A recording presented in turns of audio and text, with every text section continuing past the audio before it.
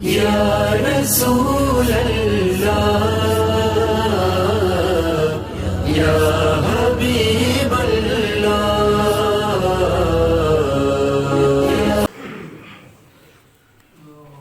بسم اللہ الرحمن الرحیم. الحمد للہ رب العالمین والصلاة والسلام علی سید الانبیاء والمرسلین وعلی آلہ وصحبہ اجمعین.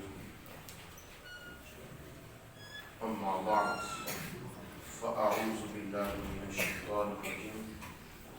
بسم اللہ الرحمن الرحیم. معزز محتشم حاضرین سامعین، جس طرح کہ آپ کو معلوم ہے کہ آج الحمدللہ 29 شعبان المعظم ہے. ممکن ہے کہ آج رمضان المبارک کا چاند نظر آ جائے.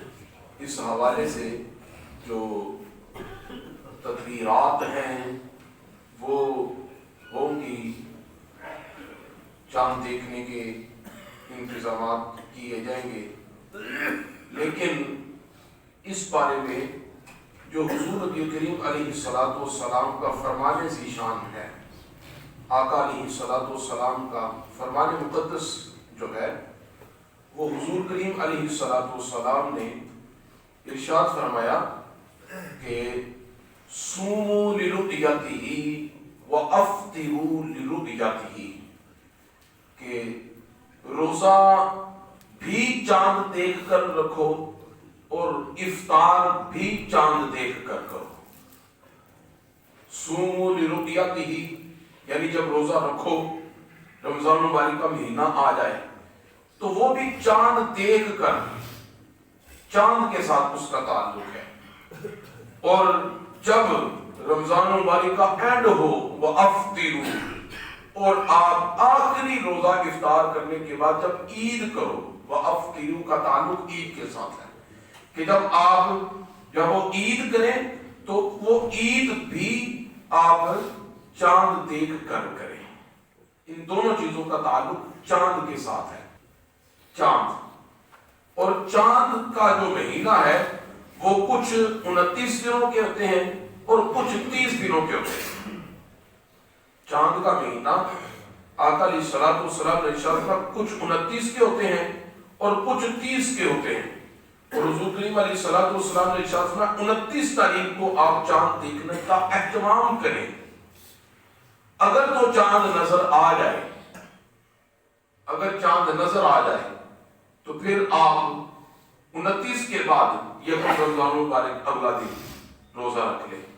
فَإِنْ غُمَّ عَلَيْكُمْ، لیکن اگر چاند نظر نہ آئے کسی وجہ سے، کسی بھی جب وہ سبب سے چاند نظر نہ آئے، فَإِنْ غُمَّ عَلَيْكُمْ، غمہ کہتے ہیں ابر آلود ہونا. اگر آسمان پر ابر ہے، چاند نظر نہیں آ سکا، جب چاند نظر نہیں آ سکا تو حضور نبی کریم علیہ السلام نے واضح ارشاد فرمایا کہ پھر رمضان مبارک کے 30 دن مکمل کرو. پھر حضور علیہ السلام کا کیا ارشاد ہے جی؟ پھر 30 دن مکمل کریں اگر چاند نظر نہیں آیا.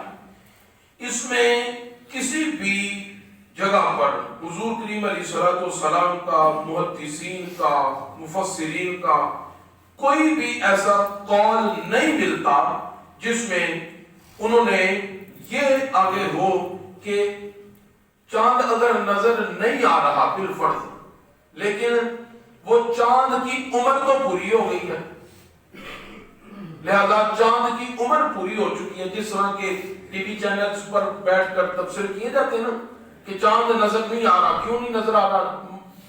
جو موسم ہے وہ ابر آلود ہے، گرد و غبار کی وجہ سے چاند نہیں آ رہا، نظر نہیں آ رہا. آسمان پر جب وہ ابر ہے جس کی وجہ سے چاند نظر نہیں آ رہا. لیکن ہماری سائنسی ٹیکنالوجی وہ کہتے ہیں، ہماری سائنسی ٹیکنالوجی یہ کہتے ہیں، یہ کہتی ہے کہ چاند کی پیدائش اتنے بجے ہوئی، لہذا اس ٹائم کے لحاظ سے جو ہے وہ اس وقت چاند کو نظر آنا چاہیے، لہذا چاند اس وجہ سے نظر نہیں آیا، لہذا نظر نہ آنے کی وجہ سے ہم روزہ رکھ لیتے ہیں کیونکہ اس کی مدت پوری ہو چکی ہے، اس کی عمر پوری ہو چکی ہے۔ اسلام کا، شریعت کا، قرآن و حدیث کا ان چیزوں کے ساتھ قطعاً کوئی تعلق، بالکل واضح طور پر دو ٹوک ان چیزوں کے ساتھ، اسلام کا ان چیزوں کے ساتھ کوئی تعلق نہیں ہے۔ حضور کریم علیہ الصلوۃ والسلام کا جو واضح ارشاد موجود ہے، صوموا لرؤیتہ وافطروا لرؤیتہ، روزہ آپ نے رکھنا ہے تو چاند دیکھ کر رکھنا ہے، اور جب آپ نے عید کرنی ہے تو وہ بھی بولے چاند دیکھ کے کرنی ہے۔ اگر 29 کا شعبان کا مہینہ ہے، چاند نظر نہیں آیا تو آقا علیہ الصلوۃ والسلام نے فرمایا ایک دن ہے، آپ وہ بھی شعبان میں شامل کریں، اگلے دن مطمئن ہو کر رمضان المبارک شروع کریں۔ اور اسی طرح جب 29 شعبان رمضان المبارک ہو تو آپ اس وقت بھی اہتمام کریں چاند دیکھنے کا۔ یہ قطعاً کوئی ایسا حساب کتاب یا کوئی گنتی میں نہیں ہے کہ پچھلے 29 کو کے ہو گئے تھے اب 30 کا شمار کر لیں، یا پچھلے 30 کے ہو گئے تھے تو اب 29 کا شمار کر لیں۔ نہیں، اسلامی مہینے کا تعلق اللہ تعالیٰ کی ذات کے ساتھ ہے۔ اس چاند اور سورج کس کی قدرت کی نشانیاں ہیں؟ مخلوق میں سے کسی کا اس پر کوئی قدرت، کوئی اختیار؟ بندہ کہے کہ نہیں آج تھوڑا سا سورج کو سائڈ پہ کر کے نکالیں، آپ کی ٹیکنالوجی کہہ دے کہ نہیں آج سورج جو ہے نا وہ تھوڑا سا سائڈ پر ہو کر نکلے تو پھر ہے۔ یہ قدرت کی نشانیاں ہیں چاند اور سورج، اور اللہ تعالیٰ نے ان کی حدیں مقرر کی ہیں، اور جو اگر ان میں دخل اندازی کی کوشش کرتا ہے وہ دراصل خداوند قدوس کی قدرت کے اندر، اس کی نشانیوں کے اندر دخل اندازی کرتا ہے۔ جب مرضی 29 کا ہو جائے، جب مرضی 30 کا ہو جائے، سارے 30 کے ہو جائے، سارے 29 کے ہو جائے، یہ اللہ تبارک و تعالیٰ کے معاملات ہیں، خالق کائنات کی کام ہے۔ جب ان چاند نظر آئے گا، ہمیں ہمارا معاملہ کیا ہے؟ حضور کریم علیہ الصلوۃ والسلام نے آپ کو جب چاند نظر آئے گا آپ روزہ رکھیں، جب چاند نظر نہ آئے گا تو اس دن کو شعبان المعظم میں شمار کریں، شعبان کے مہینے کے اندر اسے شمار کر کے تو آقا علیہ الصلوۃ والسلام نے فرمایا شعبان کا پورا 30 دن مکمل کریں اور پھر اس کے بعد روزہ رکھیں۔ تو آج جب وہ چاند چونکہ نظر آنے کے امکانات ہیں، لہذا اہتمام کے ساتھ چاند دیکھنا حضور کریم علیہ الصلوۃ والسلام کی سنت ہے، آقا علیہ الصلوۃ والسلام کی سنت ہے چاند دیکھنا۔ اور چاند دیکھ کر پھر چاند کو دیکھ کر آپ کریم آقا علیہ الصلوۃ والسلام کی ذات اقدس پر درود و سلام پڑھیں، حضور علیہ الصلوۃ والسلام کی ذات پر درود و سلام پڑھیں، چاند دیکھنے کی دعائیں کریں۔ عاشق جو ہے وہ تو اہتمام کرتے ہیں، ان کی وجہ اور ان کا سبب کچھ اور ہوتا ہے، ان کا سبب کچھ اور ہوتا ہے۔ وہ تو ہم تو روزوں کے لیے اور عید کے لیے چاند دیکھتے ہیں، اور جو عاشق ہیں وہ چاند دیکھتے ہیں، یہ وہ چاند ہے جس نے میرے محبوب علیہ الصلوۃ والسلام کو دیکھا ہوا ہے، بدلا تو نہیں ہے، یہ وہی چاند ہے، وہی چاند ہے۔ جب یہ نکلا کرتا تھا میرے کریم محبوب علیہ الصلوۃ والسلام اسے دیکھا کرتے تھے، یہی چاند میرے حبیب علیہ الصلوۃ والسلام کو بھی دیکھا کرتا تھا۔ تو جس چاند نے میرے محبوب کی زیارت کی ہے، ہم اس چاند کی زیارت کے لیے نکلتے ہیں۔ چیز تو وہی ہے، لیکن کنسپٹ تھوڑا سا بدلنے کے ساتھ جو ہے وہ بڑا فرق پڑ جاتا ہے۔ چاند دیکھنے کا اہتمام کریں، اور پھر اگر چاند رات ہو جائے، اگر چاند نظر آ جائے تو پھر انشاءاللہ تعالی آج نماز عشاء کے ساتھ پھر نماز تراویح بھی ادا کریں گے، نماز عشاء کے ساتھ نماز تراویح بھی ادا کریں گے۔ نماز تراویح جو ہمارے ہاں معمول ہے، فقط نماز تراویح کی آج جماعت پر بات کرنے لگا ہوں کہ جو نماز تراویح کی جماعت ہے، یہ نماز تراویح کی جماعت بدعت ہے۔ نماز تراویح کی جماعت کیا ہے جی؟ یہ میرے پاس بخاری شریف ہے، بخاری شریف اس کی حدیث نمبر ہے 2010 جو بیروت کا اصل چھاپا ہے، اس کی حدیث نمبر ہے 2010۔ اور اگر کسی کے پاس نمبرنگ میں کوئی فرق آئے تو اس کے لیے کتاب صلاۃ التراویح، نماز تراویح کے باب میں یہ دوسری حدیث مبارکہ ہے۔ تیسری حدیث مبارکہ، 2008 نمبر پہلی، 2009 نمبر دوسری اور 2010 نمبر تیسری حدیث مبارکہ ہے۔ اس میں کیا ہے، آپ حضرت عبد الرحمن رضی اللہ تعالی عنہ سند کے ساتھ روایت کرتے ہیں کہ خرجت مع عمر بن الخطاب رضی اللہ عنہ لیلۃ فی رمضان الی المسجد۔ حضرت فاروق اعظم رضی اللہ تعالی عنہ اور یہ جو راوی ہیں یہ ساتھ تھے، رمضان مبارک کی پہلی رات تھی، یہ مسجد نبی شریف میں تشریف لائے۔ جب یہ مسجد نبی شریف میں تشریف لائے فَإِذَا النَّاسُ أَوْزَاعٌ مُتَفَرِّقُونَ يُصَلِّي الرَّجُلُ لِنَفْسِهِ وَيُصَلِّي الرَّجُلُ فَيُصَلِّي بِصَلَاتِهِ الرَّكْعَةَ۔ فرماتے ہیں کہ ہم نے جب لوگوں کو دیکھا تو کوئی اپنی نماز پڑھ رہا ہے، کوئی اپنی پڑھ رہا ہے، اور اگر کوئی جماعت کے ساتھ پڑھ رہا ہے تو 2-4 آدمی ہیں وہ اپنی نماز پڑھ رہے ہیں۔ تو مسجد نبی شریف میں مختلف اور متفرق طور پر نمازیں جو ہے وہ تراویح ادا کر رہے ہیں، سارے نماز تراویح کا ٹائم تھا، وہ نماز تراویح بھی ادا کر رہے ہیں۔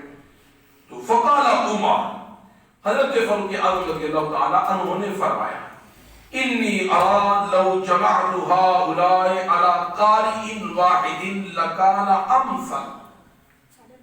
عمر فاروق رضی اللہ تعالی عنہ نے فرمایا کہ یہ سارے کے سارے علیحدہ علیحدہ جب وہ نماز تراویح ادا کر رہے ہیں، کیا ہی اچھا ہو کہ اگر ان سب کو میں اکٹھا کر کے ایک قاری کے پیچھے کھڑا کر دوں اور ایک قاری قرآن کی تلاوت کرے اور سارے ہی سنیں، کیا ہی اچھا ہو، کیونکہ اس سے پہلے ایسا نہیں تھا، اس سے پہلے ایسا نہیں تھا۔ آگے جو حدیث نمبر 11 ہے نا، 2011، اس میں اس کی وجہ بھی بیان کی گئی ہے۔ اس میں وجہ کیا ہے پہلے وہ سنیں۔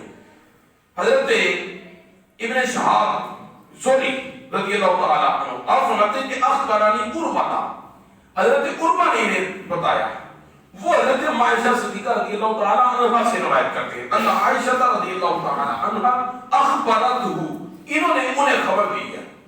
ابن شہاب زہری قربہ سے، اور وہ حضرت اماں جان عائشہ صدیقہ رضی اللہ تعالیٰ عنہ سے روایت کرتے ہیں ان رسول اللہ صلی اللہ علیہ وسلم خرج لیلة من جوف الليل فصلى في المسجد وصلى رجال بصلاته فأصبح الناس فتحدثوا فاجتمع أكثر منهم فصلوا معه فأصبح الناس فتحدثوا فكسر أهل المسجد من الليلة الثالثة فخرج رسول الله صلى الله عليه وسلم فصلى بصلاته فلما كانت الليلة الرابعة عجز المسجد عن أهله حتى خرج لصلاة الصبح۔ آپ کیا فرماتے ہیں؟ حضور کریم علیہ الصلوۃ والسلام نے ایک مرتبہ ہمیں نماز تراویح پڑھائی جماعت کے ساتھ، لوگ چند تھے، ان چند لوگوں کو پڑھائی اور حضور علیہ الصلوۃ والسلام نے قرآن سنایا تراویح میں۔ کیا انداز ہوگا، تراویح کی نماز ہو اور قرآن سنائے صاحب قرآن، سبحان اللہ۔ لوگوں نے پیچھے پڑھی نمازیں، جب چلے گئے لوگوں نے صبح اٹھ کے باتیں کی، باہر لوگوں کو بتایا تمہیں پتہ رات کیا ہوا، کیا ہوا، نماز تراویح پڑھی قرآن حضور نے سنایا، تم لوگ نہیں آئے۔ انہوں نے کہا ہمیں تو پتہ ہی نہیں تھا، اور لوگوں کو بتاؤ۔ پھر بخاری کے اندر فرماتے ہیں کہ جب دوسری رات ہوئی حضور علیہ الصلوۃ والسلام کے سامنے پیچھے جنہوں نے نمازیں پڑھی تھی لوگ اور زیادہ ہو گئے، وہ اور زیادہ ہو گئے۔ جب تیسری رات ہوئی لوگ بتاتے بتاتے اور زیادہ ہو گئے۔ 3 راتوں میں لوگوں کا جب اکٹھا ہو گیا، فرماتے ہیں کہ جب چوتھی رات ہوئی حضور نبی کریم علیہ الصلوۃ والسلام كانت الليلة الرابعة عجز المسجد عن عقله، حضور علیہ الصلوۃ والسلام نے جب دیکھا چوتھی رات ہو گئی ہے تو لوگ تو مسجد تو فل بھر گئی ہے، آقا علیہ الصلوۃ والسلام اپنے گھر سے تشریف ہی نہیں لائے، حضور علیہ الصلوۃ والسلام آئے نہیں حتی خرج لصلاۃ الصبح، ساری رات نہیں آئے، یہاں تک کہ صبح کی نماز کے وقت حضور آئے، ساری رات انتظار میں گزر گئی۔ ولیکن اب پھر حضور علیہ الصلوۃ والسلام نے کیا فرمایا، فلما قضى الفجر اقبل على الناس، فجر پڑھی، پڑھ کر حضور علیہ الصلوۃ والسلام سامنے متوجہ ہوئے لوگوں کی طرف، فتشہد ثم قال، اما بعد فإنه لم يخف علی مکانکم.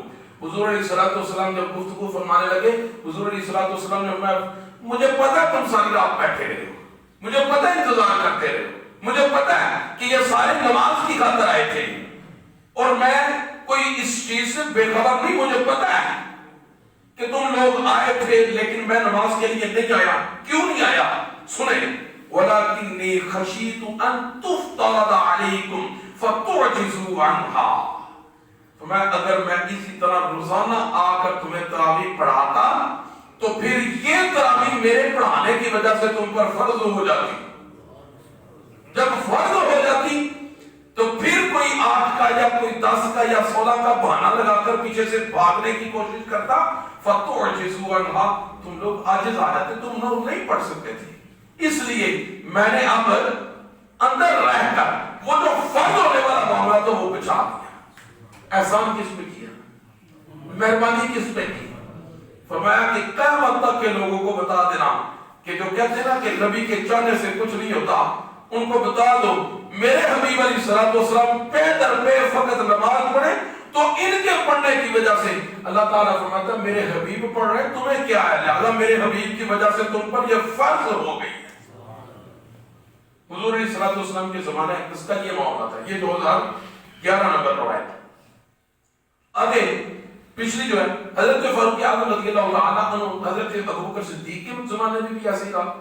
حضرت فاروق اعظم رضی اللہ عنہ نے جب یہ سوچا کہ ایک امام کے پیچھے میں کھڑا کر دوں تو پھر آپ نے کیا کیا؟ فقال عمر انی لو جمعت هؤلاء على قاری واحد لکان امثل ثم عزم.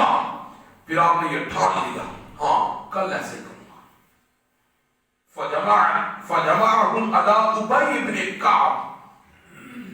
حضرت ابی بن کعب رضی اللہ عنہ نے کونے میں پڑھ رہے تھے، ان کے پاس گئے، کہنے لگے یہ حضور علیہ الصلوۃ والسلام کے وہ حافظ ہیں جن سے حضور قرآن سنا کرتے تھے.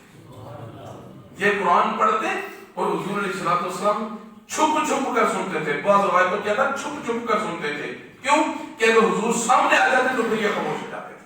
تو حضور کریم علیہ الصلوۃ والسلام اتنا سارا قرآن پڑھتے تھے یہ کہ آقا کریم علیہ الصلوۃ والسلام ایک کا اپنے حجرے پاک کے اندر قرآن پاک سنا کرتے تھے. حضرت ابی بن کعب رضی اللہ تعالیٰ، یہ حضرت ابی بن کعب حضرت فاروق اعظم رضی اللہ تعالیٰ عنہ ان کے پاس آئے اور ان سے آ کر حضرت فاروق اعظم نے کہا اے ابی ایسا نہیں ہو سکتا کہ کل تجھے مصلی پہ کھڑا کروں اور تو قرآن شروع کرے اور پیچھے سارے لوگ تیرا قرآن سنیں اور نماز تراویح اس طرح سے پڑھی جائے. انہوں نے کہا کیا وہ کام کرنے ہیں کہ لم یفعلہ رسول اللہ، حضور نے یہ کام نہیں کیا تو آپ یہ کام کر رہے ہیں؟ بدعت کا کیا معنی ہے؟ جو حضور کے زمانے میں نہیں کام ہوا، جو بعد میں ایجاد ہوا ہے.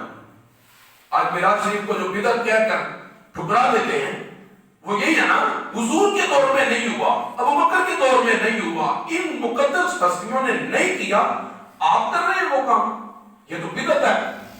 حضرت فاروق اعظم رضی اللہ تعالیٰ عنہ نے فرمایا میں سمجھتا ہوں یہ بدعت ہے، مجھے پتہ یہ بدعت ہے اور واقعی یہ بدعت ہے، لیکن میں یہ کرنا چاہتا ہوں، حضرت ابی بن کعب سے فرمایا آپ نے مصلی پہ کھڑے ہونا ہے اور آپ نے قرآن پڑھنا ہے. لوگوں کو میں کہوں گا پیچھے کھڑے ہو کے قرآن سنیں، نماز تراویح اس طرح سے پڑھیں. لہذا حضرت ابی بن کعب رضی اللہ تعالی عنہ کو کھڑا کیا اور جب لوگ پیچھے کھڑے ہو گئے ثم خرجت معه لیلۃ اخرى. حضرت فاروق اعظم رضی اللہ عنہ فرماتے ہیں کہ جب اگلی رات آئے اور دیکھا کہ ابی بن کعب مصلی پر کھڑے قرآن پڑھ رہے ہیں اور پیچھے سارے صحابہ حضرت ابی بن کعب کا قرآن سن رہے ہیں. نماز تراویح جماعت کے ساتھ ہو رہی ہے. جب جماعت کے ساتھ ہو رہی ہے قال عمر، پھر حضرت عمر فاروق رضی اللہ تعالی عنہ نے فرمایا، یہ لفظ ہیں بخاری شریف کے، نعم البدعۃ هذه. کیا لفظ ہے جی؟ نعم البدعۃ هذه. یہ کتنی اچھی بدعت ہے جس کا ہم نے آغاز کر دیا ہے. یہ کتنی اچھی. پتہ یہ چلا کچھ بدعتیں ہوتی ہیں کہ جن سے منع کیا گیا ہے، لیکن کچھ بدعتیں ایسی بھی ہوتی ہیں کہ جو ہوتی واقعی بدعتیں ہیں لیکن ان کا اجر و ثواب جب سے شروع ہو کر حضرت فاروق اعظم رضی اللہ تعالیٰ عنہ کے نامہ اعمال میں جا رہا ہے، اس وقت سے شروع ہو کر حضرت فاروق اعظم رضی اللہ تعالیٰ عنہ کے نامہ اعمال میں اس جماعت کا ثواب جا رہا ہے۔ قیامت تک یہ ساری کی ساری تراویح کی جماعت کا، قرآن پڑھنے کا اور سارے کا سارا اجر و ثواب حضرت فاروق اعظم رضی اللہ تعالیٰ عنہ کے نامہ اعمال میں جا رہا ہے۔ سمجھ آ گئی؟ یہ بدعت حسنہ ہے۔ اسی طرح جتنے بھی اعلیٰ کام ہیں وہ بدعت حسنہ کے اندر آتے ہیں۔ حضرت ابی بن کعب رضی اللہ تعالیٰ عنہ نماز تراویح پڑھاتے، فاروق اعظم رضی اللہ تعالیٰ عنہ عشاء کے فرض پڑھاتے، عشاء کے فرض پڑھاتے، پھر پیچھے آ جاتے۔ حضرت ابی بن کعب رضی اللہ تعالیٰ عنہ نماز تراویح 20 نماز تراویح پڑھاتے، 20 نماز تراویح پڑھاتے۔ انشاءاللہ دوسرے موضوع میں اس کو ذکر کریں گے۔ 20 نماز تراویح حضرت ابی بن کعب پڑھاتے، پھر آپ پیچھے آ جاتے۔ وتر بھی حضرت فاروق اعظم رضی اللہ تعالیٰ عنہ مصلی پر آ کر پڑھاتے۔ باقاعدہ محدثین نے اس پر بات باندھ کر لکھا ہے کہ اگر حافظ قرآن صرف تراویح پڑھائے اور دوسرا بندہ آ کر فرض اور وتر پڑھائے تو آپ نے فرمایا یہ جائز ہے، اس لیے کہ فاروق اعظم رضی اللہ تعالیٰ عنہ عشاء کے فرض پڑھاتے، پھر پیچھے آ جاتے۔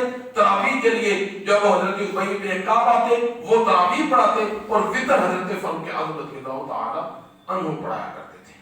آج انشاءاللہ تعالیٰ اگر اللہ تعالیٰ کا احسان ہوا، اللہ تعالیٰ کا حکم ہوا، چاند نظر آ گیا، انشاءاللہ تعالیٰ سنت خلفائے راشدین پر عمل کرتے ہوئے ہم نماز تراویح بھی ادا کریں گے۔ اللہ تعالیٰ اپنے حبیب علیہ الصلوۃ والسلام کے صدقے ہم سب کی اس حاضری کو اپنی بارگاہ میں قبول